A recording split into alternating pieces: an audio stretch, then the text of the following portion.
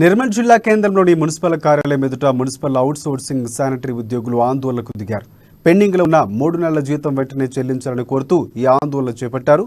రేపటి వరకు వేతనాలు ఇవ్వకుంటే విధులు బహిష్కరిస్తామని ఉద్యోగులు హెచ్చరించారు. అనంతరం పలు డిమాండ్లతో కూడిన వినతిపత్రాన్ని డీఏకి అందజేశారు.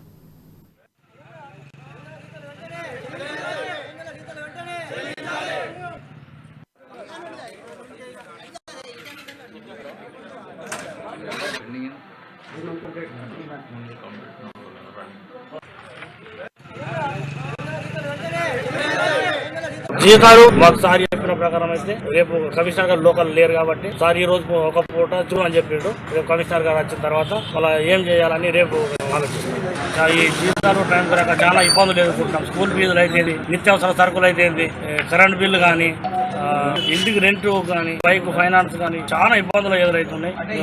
ఈ జీతాలు చెల్లించాలని